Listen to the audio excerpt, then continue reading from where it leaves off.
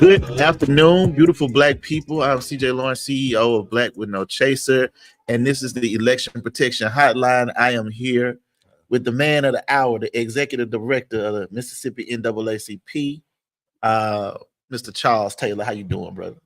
Thank you, CJ. Thank you for having me. One, I want to thank Black with No Chaser. I tell you, I think y'all have an incredible name, incredible platform, and just the work that you're doing is amazing. Really appreciate y'all collaborating with us on this because today is an important day. It's election day.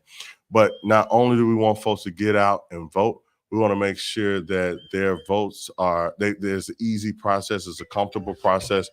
And so with that, you know, what we have been able to do for One Voice NAACP, many other partners, the Mississippi Civic Engagement Roundtable, Black Women's Roundtable. A lot of folks are here, Southern Poverty Law Center, the Lawyers Committee, Lincoln Legal Defense Fund, Magnolia Bar Association. You know, I'm probably gonna miss some of our partners, but you know, folks are coming together both state, regionally, nationally, local, etc., to tell folks go out and vote. And if you're having problems, you can call 1-888-601-VOTE. That's 1-888-601-VOTE. 8683. Yeah, man. Hey, look, y'all been having a well-oiled machine moving around here, man. I've been doing election protection for years. You know what I mean? Since I want to say like 2013. Oh yeah. And we've been knowing each other for a long time. Absolutely. A good friend. And so, like, just to see the way that it's moving, like you can see the technology being implemented here, and that, for me, that's dope to see behind the scenes because I know how much it requires for y'all. Yes. For y'all to do that. What are some of the essential things, one, that people need to know about election protection and how they, you know, what types of things they should be calling in about if they were to experience? Well, I'll tell you this first, as you said, yes, we have an incredible team. The team has been growing. Our volunteers are amazing. We have folks from all over the state of Mississippi, and folks that hopped on an airplane yesterday to get here so they could support this Mississippi election. And so I want to give a special shout out to our communications team because they have been working tirelessly. But to that point, in terms of the calls, I'll tell you the bulk of our calls are most likely going to be folks looking for their polling locations. Oftentimes you have folks who are either moved or they just want to reassure that their polling location hadn't moved when they get to the polls. And so if that is, let's say, the most of our calls, we get calls from people having trouble. So, for instance, they get to a location and the poll worker says, hey, you're not on the rolls. And so then they'll call us and say, hey, what is it that we need to do? And so we'll tell them vote absent to vote affidavit. But what we also are able to instruct people is that when you vote affidavit, that's just the first step. You have 5 days to the clerk's office to resolve whatever matter that is, to make sure your voice is heard, make sure your vote counts. So, you know, sometimes we have issues larger than that. And that's when we have Attorney Carol Rhodes, who's leading a group of about 20 lawyers. There's about 20 of them upstairs, about 10 or 15 of them across the state and the country are just waiting to hear these issues. And so if it's something that arises to that level, they will discuss it among themselves. Like I said, partners like Southern Poverty Law Center, ACLU, Legal Defense Fund, Lawyers Committee, Magnolia Bar, individual attorneys, et cetera. They will convene together, and then we have attorneys in the field, and they'll try to resolve those matters. And what happens many times is they may have to involve the Department of Justice. You know, just yesterday, when I got to the office, there was a roadblock set up by Capitol Police. And so, you know, if you know where the NAACP office is situated, it's right next to Jackson State's campus. So you're talking about MW Stringer Lodge. And so the roadblock was set up on the corner of Lynch Street and Terry Road or University Avenue. Really? And then by the time I went back out to see what was going on and take pictures to document, they had set up additional vehicles and additional officers on Lynch Street. Really? Which is not a high trafficked area. But who is it high trafficked to? Jackson State students. And so Jackson State is the largest precinct in the state. You know, one thing that we did want to note is that the Department of Justice had been notified on that issue. They have been talking to the appropriate folks in Mississippi. We have been ensured that there won't be any roadblocks that may be considered voter intimidation today. And so, ultimately, the last thing I'll say about it is that what we heard back was that, hey, Jackson State asked for more parole, more presence because of the unfortunate murder of Jaylen Barnes. Mm-hmm. And so as we all pray for Jaylen Barnes and his family and know that he's gone on to glory at such a young, tender age, and we want all our students at Jackson State to be safe. Mm-hmm. But being safe doesn't necessarily look like a roadblock. Right. Roadblocks penalize people. It doesn't necessarily create safety. No, you're absolutely right. And I think it's important to talk about that because that's actually one of the issues in a lot of ways that's on the ballot when you think about the presence that was there. Because I actually saw some of the photographs and I saw the Capitol Police presence out here by Jackson State, which is nowhere near the Capitol. But because of the expanded central jurisdiction that happened with some of the legislation that took place over the last year, that's one of the issues that essentially is arising as a result of this current election. What are some of the issues that are at the forefront this election that voters should be thinking about as they head to the polls?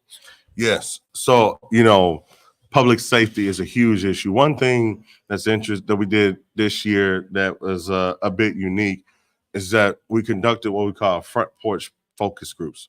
And so these front porch focus groups were conducted in partnership with our national office and in partnership with Work in America.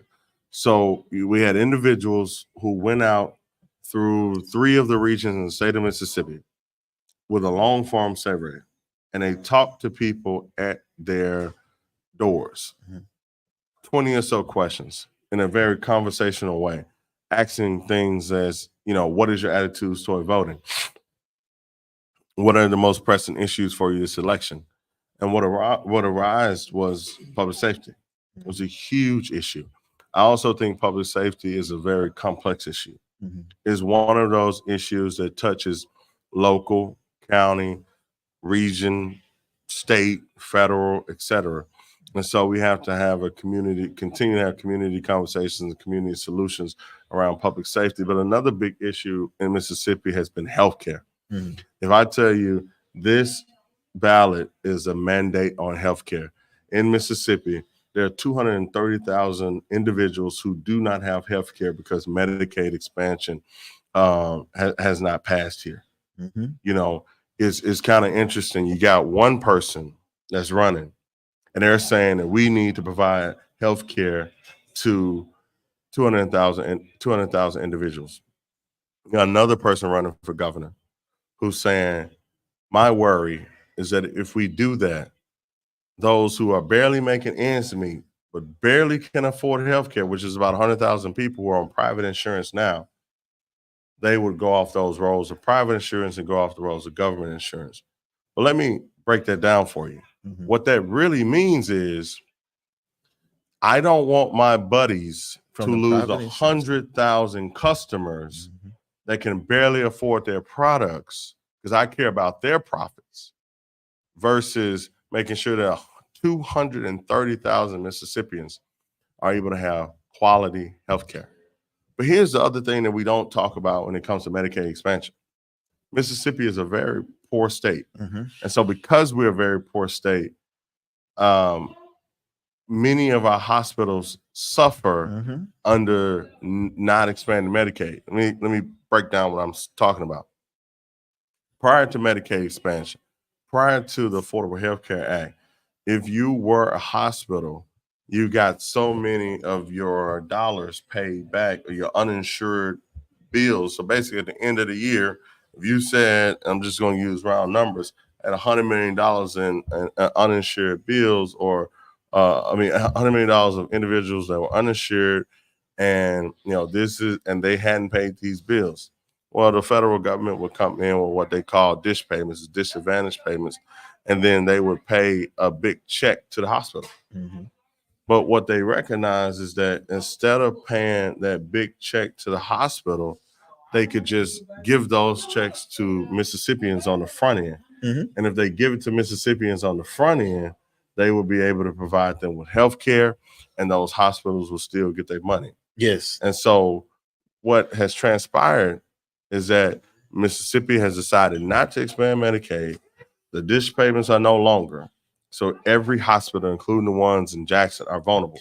That's why we're seeing so many rural hospitals close. Charles, I think you hitting it right on the money when you think about, I mean, like literally anybody who's had to go to a hospital with at least within the last 3 or 4 years can see, you can literally see a hospital not functioning at the capacity in which it should be able to function.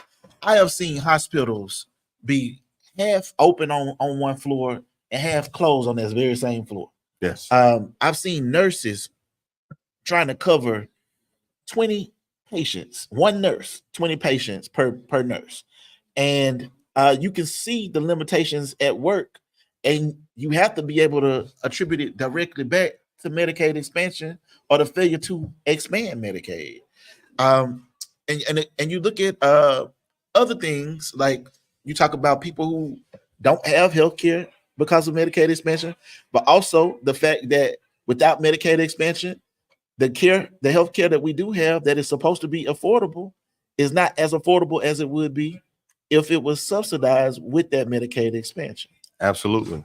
And here's the other thing that people don't talk about.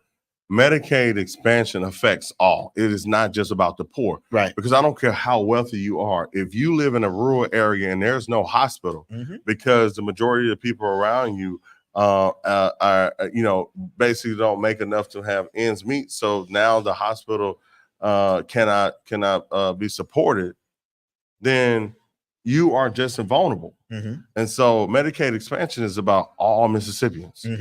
It will help individuals struggling, hardworking individuals in the state of Mississippi the most.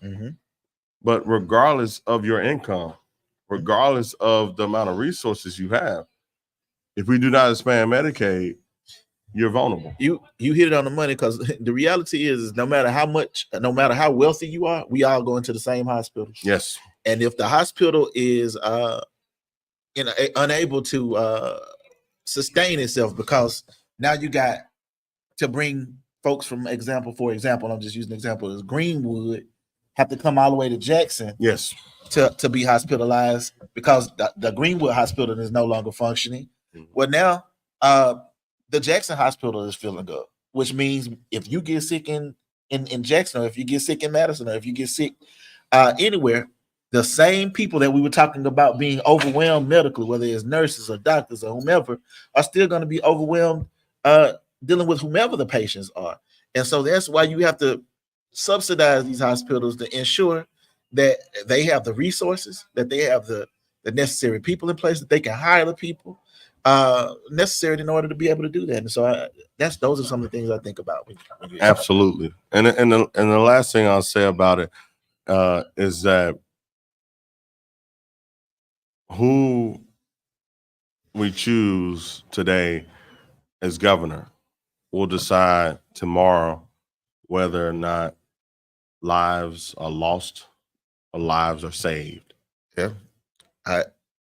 You can keep going. I just, when you say that, like, I know, again, and I've talked about it a little bit personally on here, but I directly experienced that personally in having lost my mother in a Mississippi hospital, where it felt like the hospital was overwhelmed, and instead of being able to treat everyone with the level of intensiveness that was necessary, they had to, do what they could with the people they had. And, families suffer as a result of that. And so that's the thing that I would want people to consider as they go to the polls today, or contemplate whether or not they should be. I think it's definitely essential. Charles, are there anything else that you want people to know before we wrap, or anything? Yeah, like I was saying, I want people to know how serious this election is. Also want people to know how excited I am about this election, because this is the first time in Mississippi's history that a Jim Crow era law won't be on the books. Okay. So basically, before, if you wanted to be a statewide officer, elected officer in the state of Mississippi, you had to both win the popular vote and the majority of the House seats. Mm. And as we know how gerrymandered those House seats are, Mm-hmm. now you just have to win the popular vote. This law was enacted to literally create a dynamic where it would make it very difficult for African Americans to hold statewide office in Mississippi. Mm-hmm. This is no more. This law also was created to dilute the Black vote. And so, with that being said, the vote in 2023 for Black people has never been any more. But the other thing I'll say is this. When I woke up this morning, I felt this soberness. I woke up this morning and said to myself, win, lose, or draw, how we must celebrate the Black vote. Mm-hmm. Win, lose, or draw, there are thousands, hundreds of thousands of Black voters who will get out today Mm-hmm. and exercise their constitutional right. But many of those voters will remember a time when they couldn't. Mm-hmm. Right here in Mississippi. Right here in Mississippi. Mm-hmm. And so I celebrate the fact that we are in a place in our democracy where they can vote. But I also know we got a lot of work to do. Mm-hmm. Because Mississippi is also one of the most difficult states to vote in the country. Mm-hmm. And so because voting in Mississippi is so limited and difficult, oftentimes we see low voter turnout across the board. Mm-hmm. And so when you look at a state that has significantly higher voter turnout than Mississippi, what you'll note is they have things like early voting, Mm-hmm. same-day voter registration, online voter registration, Mm-hmm. an easier process for absentee voting by mail. Mm-hmm. You know, we talked about the laws in Georgia and how it would create impediments for the Black voters there, for Mm-hmm. voters as a whole in Georgia. But the laws in Mississippi are far worse. Oh, yes. Chuck, I said, I know we said we was gonna wrap, but I do have one more question because you course. opening up a new space that I do want to explore with you, and that's obviously we've seen, you know, NAACP has brought Supreme Court cases through Legal Defense Fund and others to challenge redistricting and some of the issues throughout the country successfully against Alabama, the state of Louisiana. I think Georgia was one of the states. I mean, like Supreme Court just came down with rulings on redistricting issues in all those states. Do you anticipate that some of these disenfranchising type of laws in Mississippi that obviously is the kind of the blueprint for all these other states that are followed? Or do you anticipate these are something that we as the Mississippi NAACP, I know that you're already working to challenge them? Yes, I'm glad you asked that question. So yes, we are working to challenge some of them laws, some of the maps, because we feel like they have been gerrymandered in a way that is just so egregious. Ultimately, what we want is a map that is fair for all Mississippians. We want a map that, you know, it does not have racial bias to it. And what we believe is that the maps that the state has enacted have been completely racially motivated and racially biased. And so what we want is for every voter voice to be heard and those voices to be heard equally. And so that is not just about, like, as you say, people voting at a ballot box. Is also about creating districts that allow for equal protection under the law. And so with that being said, you know, this is something that we actively are engaging in. I'm not an attorney, but we do have voting rights attorneys that are doing everything they can to ensure that a redistricting continues to be done in a fair way, even after we've had some awful maps created in Mississippi. Man, look, I'm so glad that you got the opportunity to pull up and speak with us. I know you got a lot of work to do. I know it's a busy day. We'll be here for a little while. So if you want to pull back up on us, man, please do. And we appreciate you. And we want to continue to do this work. Election Protection Hotline, y'all. The phone number is 1-888-601-VOTE. That's 1-888-601-8683. I am here with the Executive Director of the Mississippi NAACP, Charles Taylor, and we'll be right back in a few. Y'all stay tuned. Thank you. Thank you, man. Yeah, man.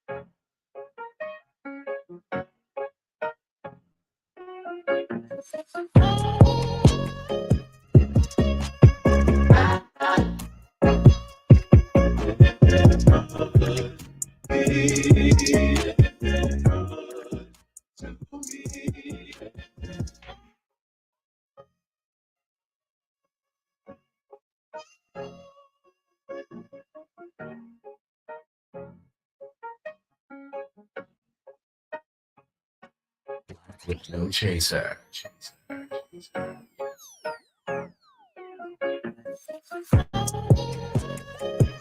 Good afternoon, everybody, and welcome back to Election Protection Hotline with One Voice and Mississippi NAACP. I am here with Miss Erica Jones from MAE, Mississippi Association of Educators. Is that correct? That is correct. It's nice to have you here. Thank you so much for having me. Absolutely, absolutely. Now, education is a huge issue on the ballot this election. Could you just talk to people about some of the things that? Sure. So education is always something that the politicians are going to talk about when it's in an election season. But what we want our voters to know and to realize is education is year-round, not just when it's time for an election. We have encouraged all of our educators to get up, to get out, and go vote today. We've also been very influential in getting our students who are in college out to the polls and getting them to canvass as well. Absolutely, absolutely. I think you're right on the money when you say education is something that's a year-round, 365-day matter here in Mississippi. What are some of the things that we should be excited about when it comes to this election and education? So we are really excited about the platform that Brendan Presley has come out on. We know that in Mississippi, 90% of our students attend public schools. We have advocated around full funding and smart funding of those schools. We know that putting money into our public schools is the best route. Education is the way out for many of our students here in Mississippi, and it's something we want to continue to talk about. Absolutely, absolutely. Could you talk a little bit about what fully funded schools, how that would impact the school? Sure. So as a second grade teacher, I often purchase supplies out of my own pockets. My husband is an educator as well. So each month we're spending money out of our own pockets for supplies. If we would do full funding, smart funding of our public schools, our educators wouldn't have to spend their own money. As you know, Mississippi is one of the lowest paid states. So just imagine educators having to spend their own money on supplies that should be provided. Absolutely. No, that is definitely it's kind of shocking. My mind is blown by the idea that our second grade teachers are having to come out of their own pockets each month in order to ensure that school supplies are there. And this is something that can be transformed simply by us going to the polls and ensuring that people who care about fully funding education are voted into places that they can help make that happen. Is that correct? That is absolutely correct. And again, 90% of our students here in Mississippi attend our public schools. So we want smart funding for these schools. We want modern and safe facilities. Many of our facilities are crumbling. They don't have the infrastructure that they need. We want up-to-date technology. And of course, we want the best qualified educators working in our schools. Absolutely, absolutely. I mean, essentially, what we're saying, by 90% of our students attending public schools, I mean, it means that it's paramount that the majority of our students and our teachers have access to the funding that would allow them to be able to thrive.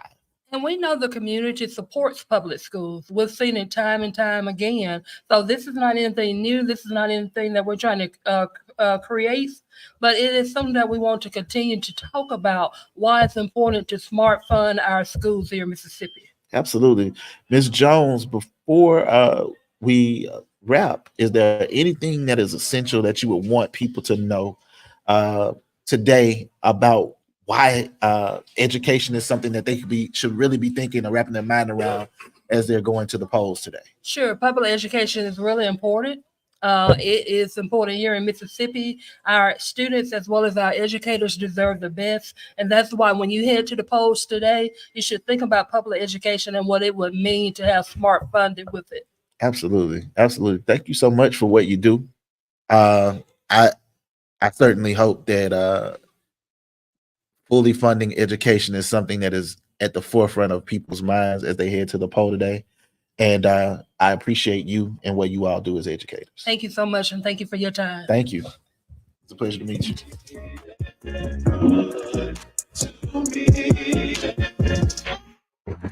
Okay, sir.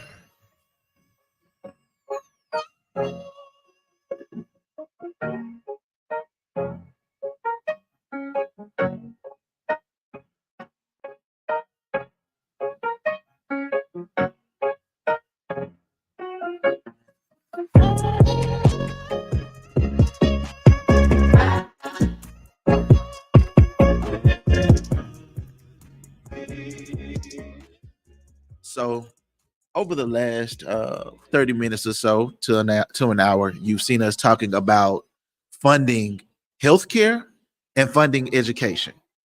To me, these are two issues that we should not even be arguing about whether or not they should be funded. People should have access to them. You're talking about the state of Mississippi, where we are one of the last in education. We're at the bottom of the totem pole in education, and we are at the bottom of the totem pole in healthcare. And yet we are fighting over whether or not these things should be funded when we have access to money that is not even being utilized in our state. That's a problem, ladies and gentlemen. And it's a problem because it's saying to the people of Mississippi that the people of Mississippi are not more important than the politics of Mississippi. And that's an issue when you think about your mom, your dad, your grandfather, your grandmother. When you think about your child, and you think about your child going to a classroom where a second grade teacher has to pay monthly to ensure that there are resources in which to educate your son or daughter in a classroom each month. Let's think about that for a second and what that means for 90% of the students across this state who are in public education, who are students in the public school system. Why is there a fight to fully fund ensuring that our students have access to resources, ensuring that our teachers have access to resources, and that the people who are in leadership care about those people and make them a priority? This is what we're discussing, and this is what's on the line today. And every day, 365 days a year. In January, the leaders who are elected today will be going back into office in January and making decisions that affect all of us, decisions that many of us may not realize affect us. When we go into the hospitals, we are thinking about the votes that have taken place in legislation. We're not thinking about the executive policy that is being implemented at the top. But what we should think about is that it does impact us in the classroom. It does impact us in the hospital room. It does impact nurses. It does impact doctors. It does impact hospitals. It does impact schools. And if we stop just right there, then we understand that it's essential to utilize our voices and utilize our votes in this moment. And that's not me preaching. It's me testifying, to be quite honest with you.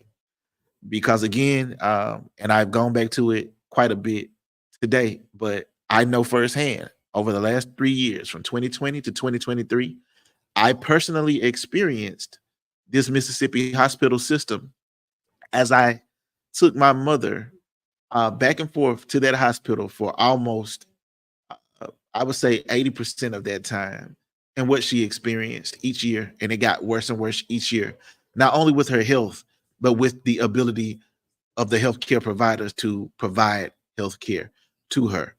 Because of that, it's essential to me to ensure that I get to the poll today. And it's essential to me to emphasize to you why it's important that you do too. We'll be right back.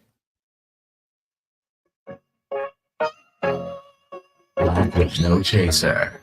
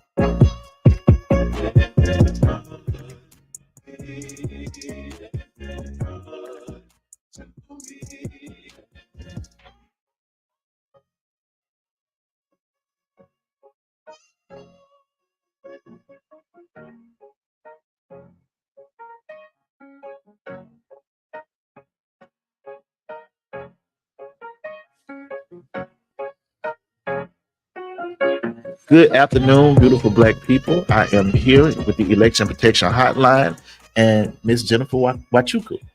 That's right. It's nice to meet you, Jennifer, and your organization that you're here with. I'm with the Lawyers Committee for Civil Rights Under Law. Lawyers Committee for Civil Rights Under Law. We love to see it. We love to be here. Hey, I'm glad to have you here. And you actually came all the way down from DC? I sure did. We appreciate you. I appreciate being part of the program and a part of the process. What's the energy been like that you've experienced since you've been down here in Mississippi? It's been great. So we came down for the NAACP state convention last week. We had a great time. The energy was just so warm and welcoming and inviting. And we were able to really meet a lot of folks. It just felt very familiar. It felt like home for me. I'm from Kentucky, so it reminded me a lot of home, and I feel like that energy has continued in the almost week now that I've been here. So it's been great. I see you, Bluegrass State. That's right. We see you. So Jennifer, just could you tell me a little bit about the work that you all are doing here, and how because we understand election protection somewhat. We'd love to hear more about what type of work y'all are doing here and how people can, ensure that their votes are protected while you all are working here. Absolutely. So for election protection, we work with One Voice, the NAACP, LDF, and a number of other organizations in the state all year round, because election protection is not just one day of the year, it's all 365 days a year. So we work with each other all through the year for any and every election that is coming up, making sure that there's programming around it. So uplifting the work that folks are doing if there are any kinds of campaigns or any kind of voter education that's being done. Sometimes there are candidate forums folks are working on, and we'll uplift that.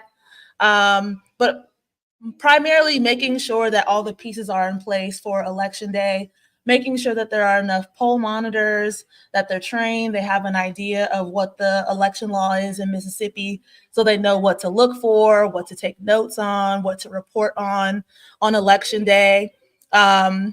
We work with One Voice to train all of the attorney volunteers as well as part of the election protection program, which is really important. We want attorneys to be engaged in the process. We all have a skill set and specific techniques when it comes to the practice of law. And sometimes it's just helpful to have an attorney show up and they understand what the law is. And it can actually make a difference in terms of making sure that poll workers and managers, or even election commissioners and supervisors, have a good understanding of what the law here is in Mississippi. So that's a large part of the work that we do. Oh, that's awesome. So y'all have poll watchers here as well. Yes. Okay. Are there like maybe 2 or 3 tips that you could give to voters as they head to the polls today if they haven't already had the opportunity to vote? Absolutely. So the first thing that I would say is make sure that you either go through the Secretary of State's website or contact your circuit clerk's office and make sure you know where your polling location is, because polling locations change a lot in Mississippi, especially getting closer and closer to Election Day. So make sure that you know where you're supposed to be voting so that you can cast a regular ballot and have it count. Take a friend with you when you go. That's very important. There's a lot of important races that are on the ballot this year here in Mississippi. And we want and need as many people engaged in the political process as possible. And then third, call the hotline. Yeah. If you run into any issues or if you're aware of issues that other voters have run into, please, please, please call the Election Protection Hotline. It's 888-601-8683. And you'll be able to speak with staff from One Voice and other volunteers who have been working on this for a very long time, have a really good grasp of the law here in Mississippi. We want to make sure that we have a good understanding of what the issues are here, because there's always advocacy work to be done on the back end of Election Day, and we can't really do all of that without getting the information from the people about what they're seeing and experiencing. Well, thank you so much. This is Jennifer Wachuku, and she has done her thing with election protection. We got attorneys locked in and ready to help you if you run into any problems across the state, ladies and gentlemen. Anywhere in the state, you can dial 1-888-601-8683, and they will get to work on helping you solve that problem. So thank you so much for the work you're doing. Thank you for coming to Mississippi and helping us out. Thank you for having me. We I'm having a appreciate you. blast. Absolutely. We'll be right back in a moment.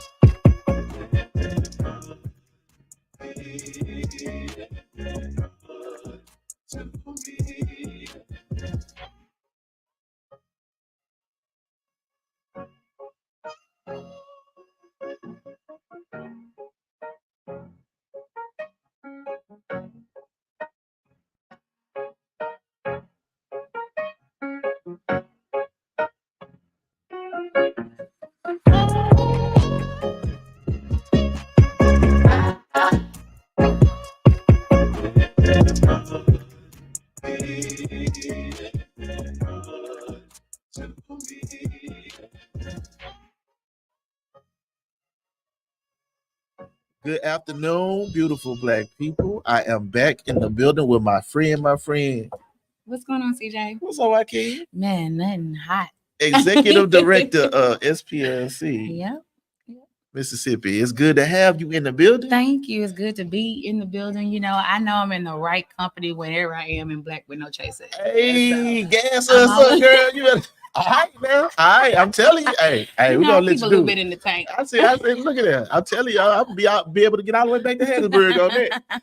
But look, no, seriously, y'all been doing some good work with SPLC, Yeah. and so I'd love for you to kind of fill us in on just the vibes that you were feeling, and overall, just give us some insight on what type of work y'all been doing leading up to this election. Well, CJ, thank you for having me back on the show. But I would also say, like, the energy in here in Mississippi is crazy. Like, and it's crazy in a good way. I was out this morning voting, and before 9:00, we had almost 300 people cast like their votes in my precinct, right? Okay. That's crazy. It's incredible. And it just kind of speaks to what is actually happening here in Mississippi. People are like, you know how it is. No one can tell how it is from the outside because they're not on the ground. On the ground, it is incredible. You see so many amazing groups, like just they're out. Young people are out. You know, you have your partners like NAACP and One Voice and Mississippi Votes and Black Women's Roundtable. We're all here in this ecosystem, and we are championing the same thing, which is to like encourage people to get out and vote, and they're doing it, right? Yeah. So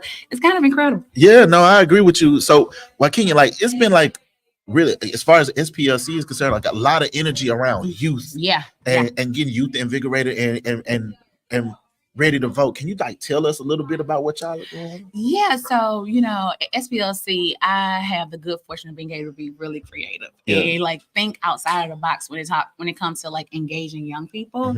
And so this season, what we did under our Activate Mississippi umbrella, we actually wrote a comic book, and that comic book is called Defenders of Democracy, and it was really created to make civic engagement and voting more of a family conversation, right? To give young people something to go and like feed into learn about the changes around what was happening in Mississippi, and then to take that back into their families, right? To engage their moms and their dads around that conversation.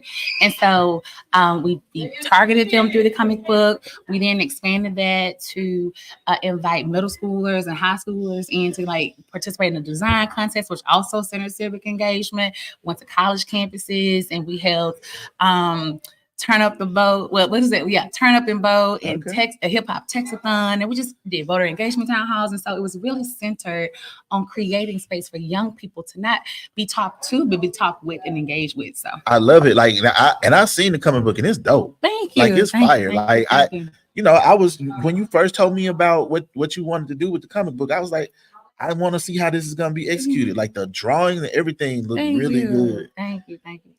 So yeah, you are plugging in with like even you got the hip hop community involved. Yeah. How you do that? Like how that happen? Well, that was God, actually. God working a couple of years ago.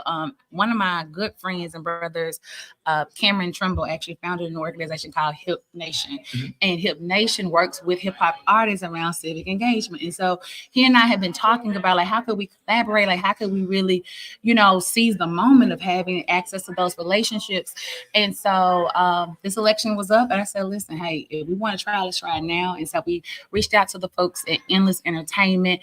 They were all on board. I mean, they brought their entire roster to Mississippi. Some of their headliners include Big 30, Big Homie G.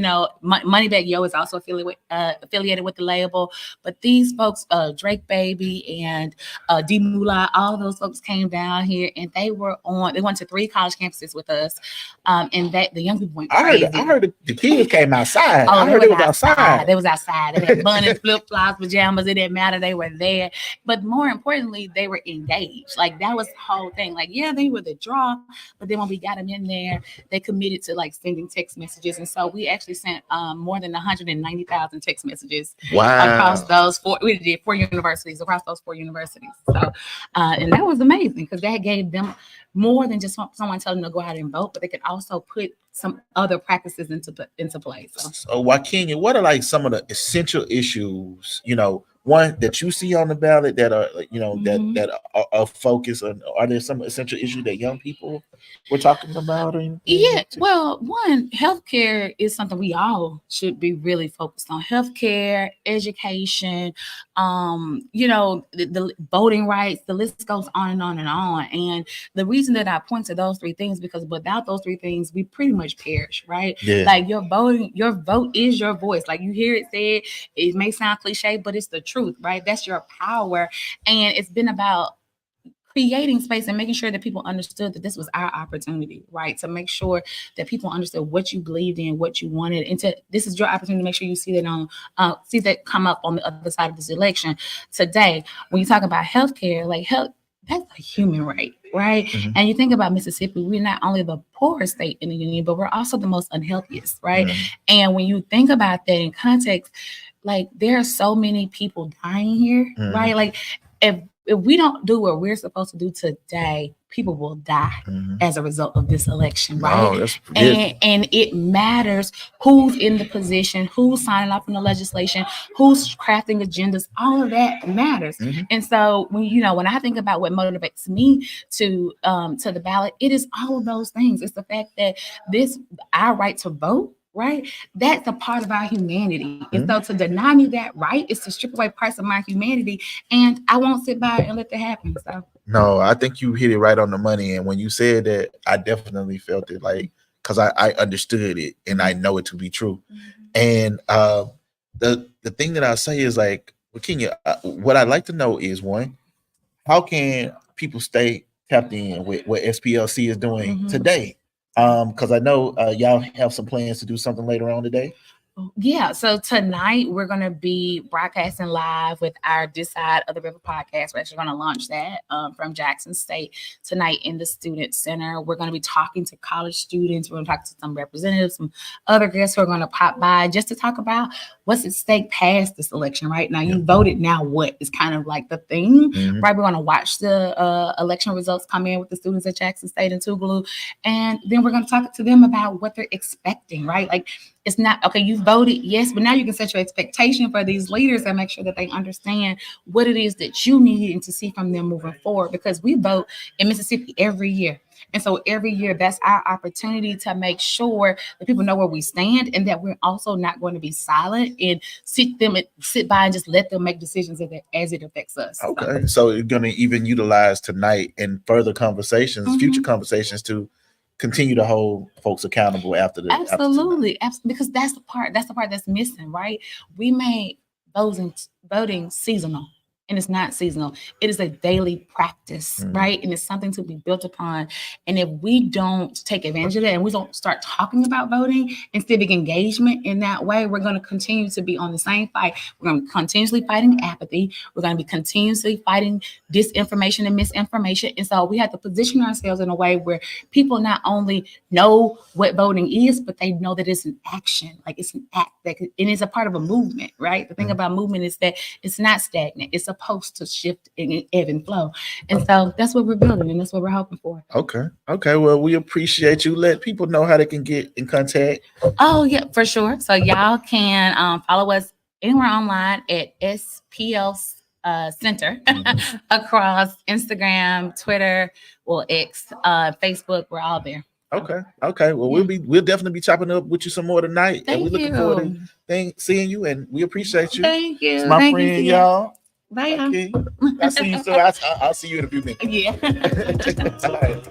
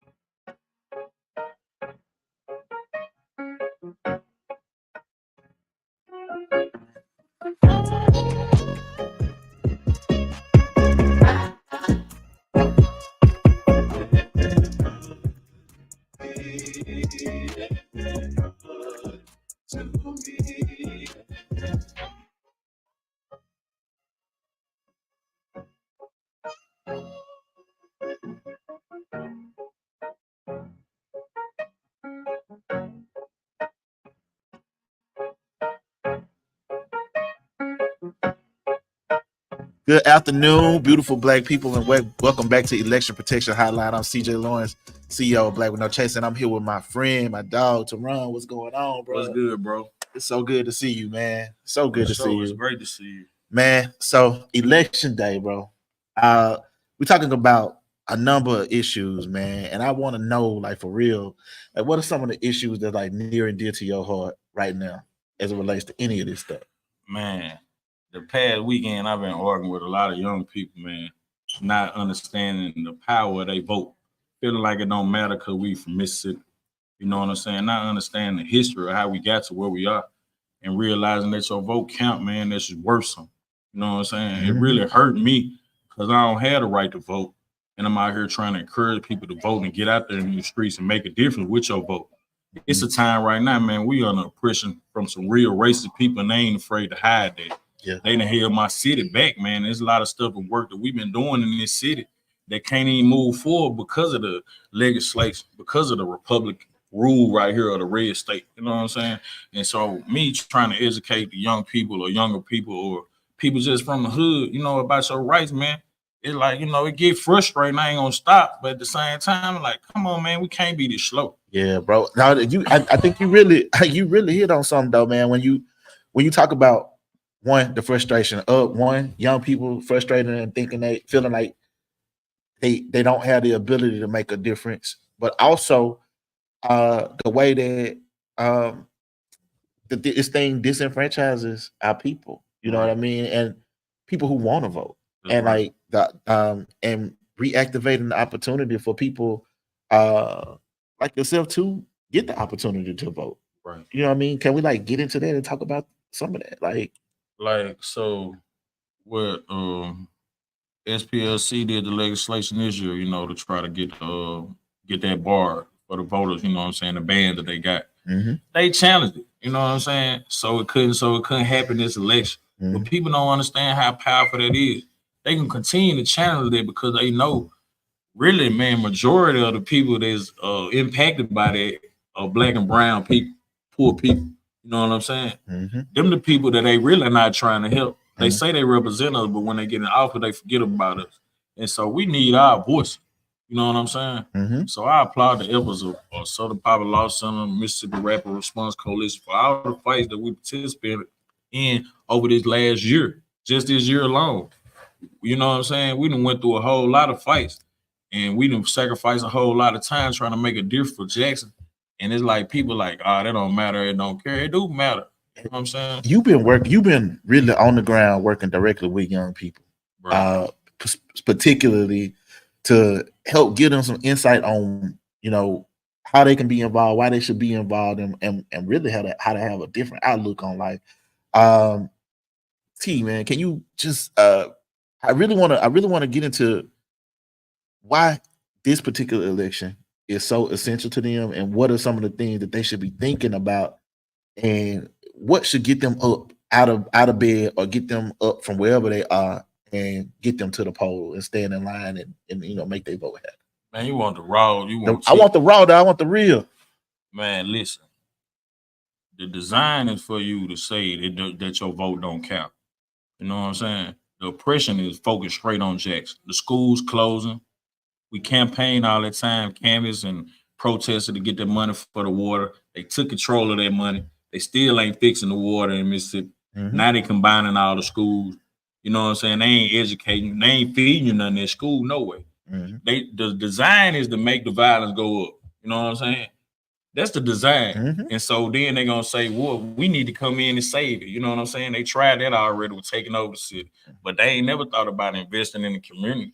They ain't never talking about investing in the community where these kids ain't got nothing to do. They ain't never trying to build up the areas where the black and poor people populate. You know what I'm saying? They only building up one area of Jackson. Yeah. And our people that's supposed to represent us, city council, really ain't the people that's supposed to be representing us, man. They really ain't no leaders. You know what I'm saying? They hate when I call them out, but man, they really ain't no leaders, man. You done held us back for too long. You got people with minds right now with brilliance who know how to do something and ain't got to be in office. But at the same time, the elected official gonna hold them back. You know what I'm saying? Bro, you spoke a word just then. You got me thinking, because I mean, one of the things that is an issue that was talked about all last year for sure was what they were calling the water crisis and things like that.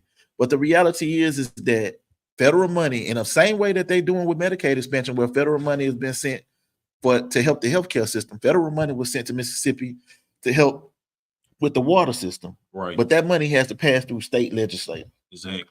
And that money that comes to the city of Jackson can't get to the city of Jackson if state legislature refuse to give that money for infrastructure for all of these resources. In the debate the other night, Reed failed to mention when he said it was a sad day to be in Jackson when the pipe bust. But he's trying to say they spent 64 money for infrastructure in the city of Jackson, 64 million. Man, they done signed $800 million to fix this. Where they done tore the streets up in Jackson and went down and put some pipes in, new pipes in. Nowhere. You can't go nowhere around here where they put new pipes in nothing. It got cold the other day and the pipes bust on my street. You know what I'm saying? Jackson Water pull up to fix it. Patch job though. These pipes need to be replaced. That's what the 800 million for. Why you holding on to this money? You know what I'm saying? Why you so concerned about this money? If our protesting didn't do nothing, then why you create a law to say we can't protest and govern in front of government property no more? You see what I'm saying? See, these folks around here, they like to talk, but you missing the whole play. You know what I'm saying?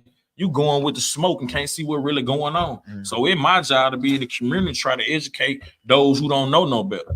You know what I'm saying? Sometimes they can't see it coming from a person like me because I've been through something. But yeah, man, it ain't take me none. But when I first went in, I realized I had messed up. So all the other time that I did, it was about trying to better myself for this opportunity right here to educate my people and let them know they ain't got to go and make the same mistakes I made. It's important to use your brain. You know what I'm saying? But see, the way our system designed out in South Jackson and West Jackson, ain't no good grocery store. You know what I'm saying? You got garbage grocery store, water pool. So get what? Man, your nutrition ain't right. How your brain gonna function? Then you go to school, they ain't getting you no real lunch. Them kids love to come to Sykes in the afternoon because they know I'm gonna feed them something good because I care about you. I'm gonna feed you with love, even if I gotta go cook for you. And I ain't no chef. You know what I'm saying? But it's the love that I got for the city, and that's why I do what I'm doing. I'm trying to show that you can do this in other parts of Jackson. If you city council, you a leader, then you should be able to take us somewhere, not hold us back. You know what I'm saying? We got to get out this buddy system when we vote, man, and vote for somebody who got your best interest in mind. I'm loving hearing you talk about it, T, because really, what you're saying is you are showing the connection between directly from the community to the ballot box, right? And you showing how it all is connected up from the water you drink to the food you eat to the places that we have to take our families and loved ones to the hospital, to the places that we have to take our kids for school, right? And so it's all connected, even if we don't initially realize it, maybe from a day-to-day basis, but everything that we do from the time we wake up in the morning to the time we go to bed at night, we are impacted by it. You know what I'm saying? It's like the underlying issue. You know what I'm saying? Because like, what's the underlying issue to all this violence? You know what I'm saying? We don't see this violence in Gluckstadt and places like that where they got a lot of resources. You see it in Jackson where the resources are poor. When you go to these community parks, ain't up to par. These folk can't go nowhere if their parents ain't got no money. And if your parents working minimum wage, which ain't changed in 30, 40 years, get what? They ain't got time to be in the household with their kids. So get what their kids doing. They outside, man. They looking for something to do. And guess what? In your community, you ain't got nothing to do. You ain't got no community center you can pull up and got a positive role model. People ain't in no positive state because they impacted. They traumatized and ain't been treated. So yeah, man, you can't fault nobody if he ain't got nothing good to say to you. He just living, he just surviving. You know what I'm saying? He really can't teach you nothing because he going through it. You see what I'm saying?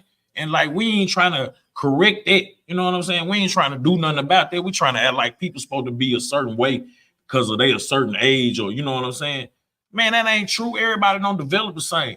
Everybody ain't had the same nutrition to develop. You know what I'm saying? Everybody ain't had the same educational opportunity. And so it's a lot of underlying issue, but get what? It's all in play. If these folk learn the history of Mississippi, then they understand why we in this position. And the one thing that make me mad is that I didn't learn history of Mississippi now. I was a fool that didn't know at one time. But now that I know and I'm educated on it, I'm trying to teach my people. Man, there's people that got killed for just trying to have a single right to vote. And now you can vote and won't even go out here and use your right. Where you at? Yeah. No, I mean, you know what I'm saying? How you gonna cry about nothing, stuff not changing if you ain't gonna get out there and do nothing? Vernon Damer down in Hattiesburg, where I'm from, Mega Evers, where we they're set right here where we sitting right now. Exactly. Goodman, Cheney, and Schwerner up in Philadelphia, Mississippi. And so you right. It is people whose lives was taken for this, man. And I guess that actually brings me to the question that I wanted to ask you was, like, if it's somebody maybe that might be, you know, debating between whether they should get up and go today or whether they're gonna just stay at home today, like, what would what would to run in the realest way possible tell them? Man, I tell you that, man, the only time that you, as a black, brown, impoverished, indigenous person in the state of America, in the country of America, the only time that you really count is on these days right here when you get to cast your vote. Because the same thing that prohibited black folks or kept black folks from voting back in the day is not in place right now. You can get up and go vote. You can find, so we got plenty of teams out here to come take you to the polls to vote. So them excuses is over with. My pastor said something wise. Man, an excuse ain't nothing but a lie dressed up to look like a reason. Yeah. Oh man, that's real right there, dog. That's real, man. I honestly could talk to you all day, and man, I hope you come back and talk to me some other time. You know, you might die for life. So, but I appreciate you sharing your insight, and I think it's essential that we continue to push, as SPLC has been doing, to ensure that rights are reinstated, voting rights are reinstated. Because I feel your passion. I know it's real. I've been seeing you do the work for at least the last 7-8 years. I've been seeing you personally do it, and so I know that your voice is essential, and it's one that the community needs. And I know that your right to vote and have a say in this matter should be reinstated for sure, bro. I appreciate you, bro. I just want folks to know, man, when they hear me getting aggressive or they say I'm aggressive because I talk louder sometimes, I'm just passionate, man. Sometimes you got people that really love what they doing, and I'm operating the truth. So if I get loud, I'm speaking the loud truth. I ain't giving you no loud lie. For sure, man. Hey, it's my guy to run, man. Thank you, man. I appreciate you, bro. Appreciate y'all, bro. Love, man. For sure, bro. I'll see you next time. All right.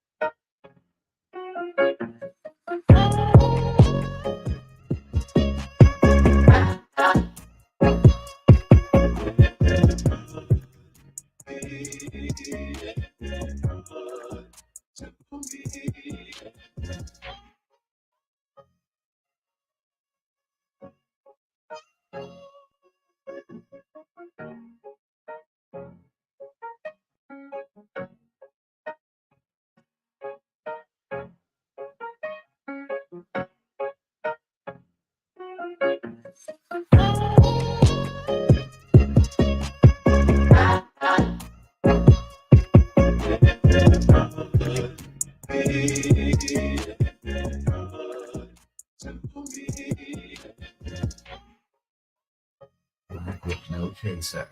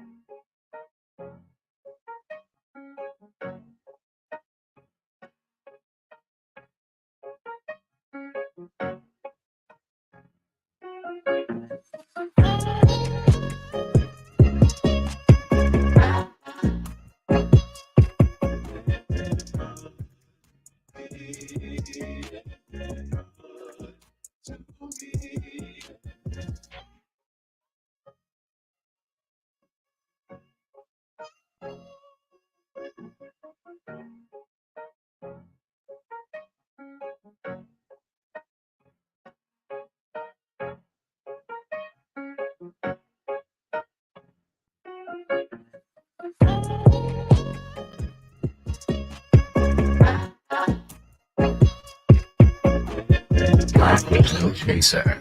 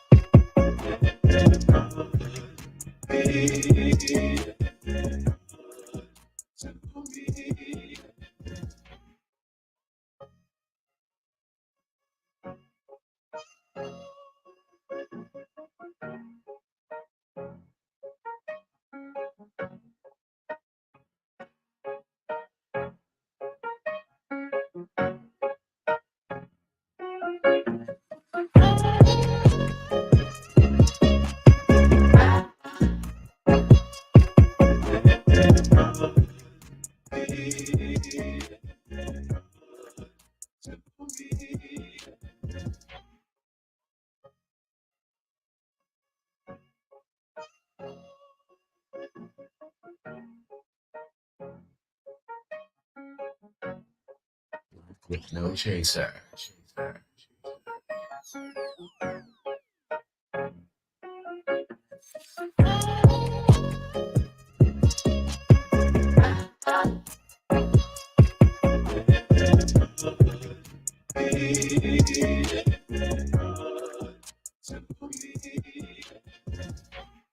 Good afternoon, beautiful Black people. This is CJ Lawrence, CEO of Black with No Chaser, and we are back at the Election Protection Hotline presented to you by One Voice and the Mississippi NAACP.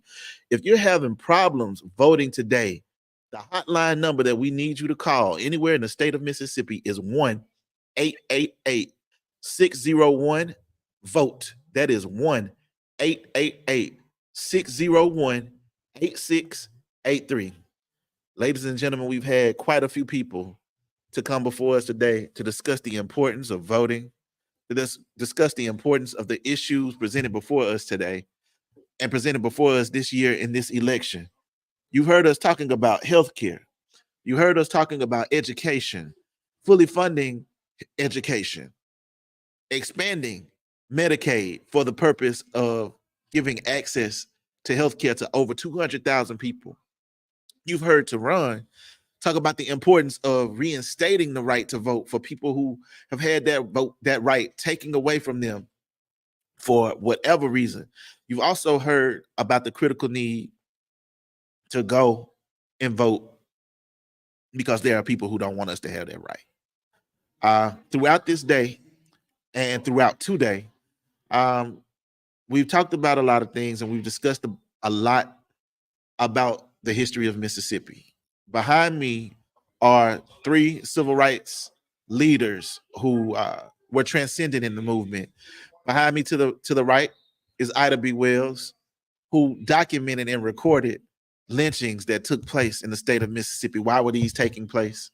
They were taking place because there were those of us who dared to use our voice. Those of us who dared to say we have a right or should have a right to use those voices. And so Vernon Damer lost his life as a result of that. Medgar Evers lost his life as a result of that.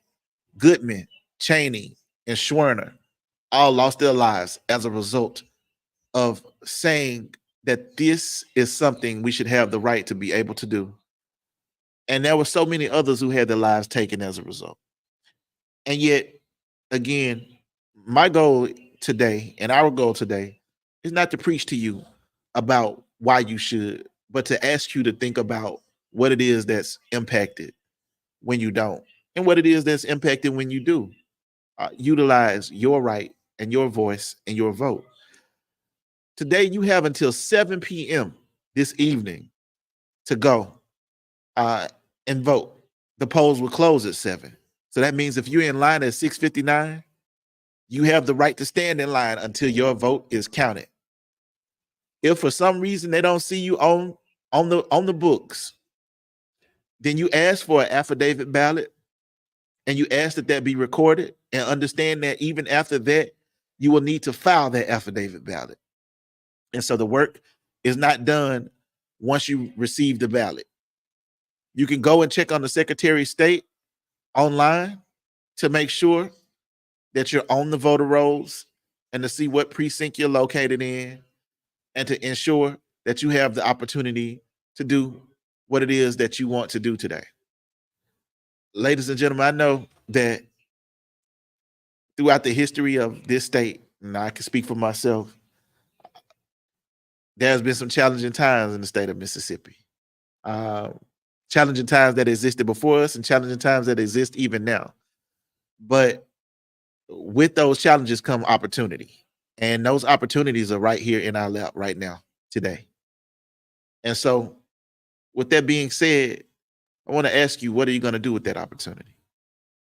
What are each of us going to do with that opportunity today and every day? Understanding that civically being engaged is not just a one-day thing. It's not just the day of the election. It's the day after the election and the day after that and the day after that. Of us understanding what it means to be involved and to care about community and to ensure that we're putting the unity in that community. I challenge you to go today, but I also challenge you to find your reasons. I know what mine are, and I know where I'll be. In fact, I'm getting ready to go right now and stand in line just like the rest of so many Mississippians that are around this state and so many people around this country will do in the upcoming national elections next year. And so the Black with No Chaser team is excited about what we can bring to Mississippi. We're excited about what we already have brought to Mississippi, and we're excited about what we've been able to do in spite of Mississippi. And understanding that, we understand that we can't be stopped and we won't be stopped. But we'll use every means and any means necessary to ensure that our power is felt. And I ask that you do the same. I'm CJ Lawrence, CEO of Black with No Chaser, and this has been Election Protection Hotline. Think black, live black, unapologetically.